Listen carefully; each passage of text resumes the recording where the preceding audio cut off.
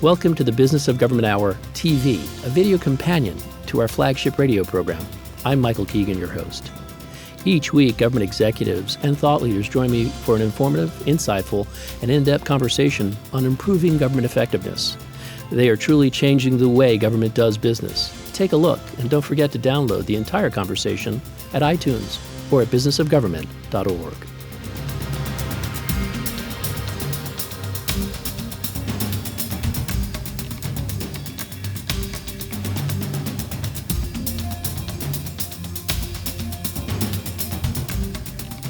Well, that's interesting. It's a great context for giving us an overview of the evolution of public management reforms in New Zealand. Could you give us that? Sure. So prior to 1989, New Zealand had an inputs-based public management system. So public managers were responsible for describing how they were deploying people and money. The rules were set centrally right down to procurement of stationary kind of rules, and managers had very little discretion in how they operated.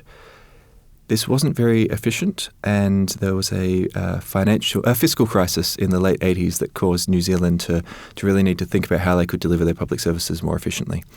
And they introduced a number of reforms that over time have become known as new public management. At the time, that wasn't a phrase that existed.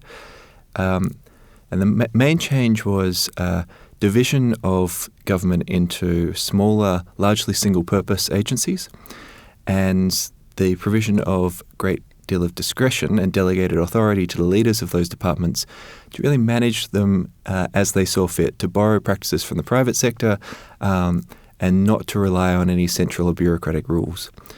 They had a close relationship with a responsible minister, and that vertical relationship allowed the government to be very responsive to changing political priorities, but it also had some challenges that it introduced. So those reforms were very successful in solving the problems of the day and creating a more efficient government, but they also created fragmentation in its place. So now it's much more difficult for agencies to work on problems that cross the responsibilities of multiple agencies.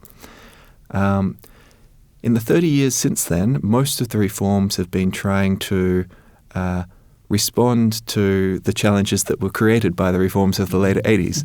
So having created a more efficient system, we've spent the last 30 years trying to deal with fragmentation and create a more effective system.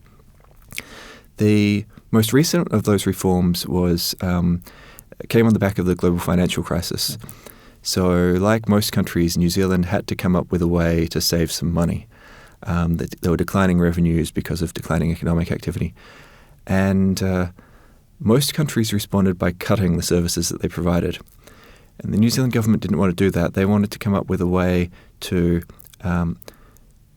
make public services more effective so that there was less demand for continued welfare assistance and things.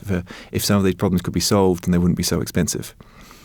So they looked at some of the most persistent problems that have bedeviled governments over many years despite great attempts at solving them, and discovered that what they had in common was that they spanned the responsibilities of multiple agencies.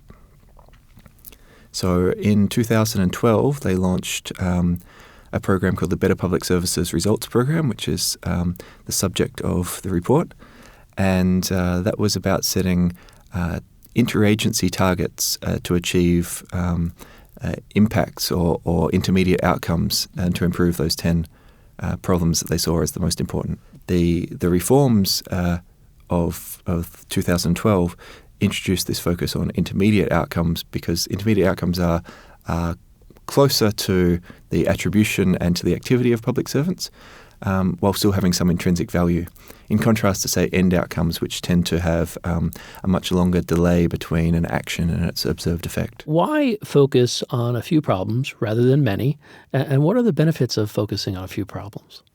Okay, so I think there's a lot of reasons why keeping the number small, we use 10 problems, is beneficial. One is that they're easy to recall. Mm-hmm. So if you work in central government in New Zealand, if you work in a central agency, or if you're a minister, or if you're a senior manager, you can probably list all those 10 off the top of your head. And there aren't many target regimes around the world where you could say that. One of the other reasons that it's useful, I think, to limit the number is that it increases the relative weight of success or failure in each problem. If you've got 100 targets and it looks like you're not going to achieve some of them, it's pretty easy to write them off and focus on the others. In the case of 10, you're going to have to focus on all 10 until they're completed. Nobody's going to allow you to forget about 2 of them and only report on 8 next time. The second benefit is the finite time available for senior management and ministers. So the public sector has tens and even hundreds of thousands of employees, so it's certainly possible to do hundreds and thousands of things at once. But in the New Zealand system, ministers and departmental chief executives are really important. Their buy-in is critical if you're going to overcome some of the inertia of working across multiple agencies. And that's only a small number of people, so it's not possible for them to focus on a very large number of problems. You capture their attention on the few problems that are most important, and you try and go at them hard, you fix them, and then you go on to other problems, rather than maintaining efforts across a large number of problems for a long period of time. And it's true that targets are useful management tools. They clarify purpose and ambition. How important is it to publicly commit to your performance management targets? I think it's been hugely important to the success of this program, despite the fact it was very scary for the government. And this has been something that public servants have been advocating for a long time, and governments have been very reluctant to do. Because when you go out and tell the public that you're going to achieve a number by a date, then you will be held, you'll be punished if you don't achieve that number. New Zealand, like many countries, likes to start new things. I've been speaking to public servants around the US, and it seems to be something that happens here as well. In this case, every few years, the New Zealand government will launch a new flagship program, and public servants aren't really sure whether that will stick around. They're not sure if they'll actually have to deliver on the things that they've been asked to do. In 2012, the New Zealand government went out publicly and said, this is what we achieve over 5 years. These are the things that we think are important. This is how we'll report it and when we'll report it. We'll tell you every 6 months. We'll show you these line graphs. There's going to be very difficult for us to walk away from those. So they were intentionally tying their own hands, which is something very brave and risky for ministers to do. But they did it because it was a signal to public servants.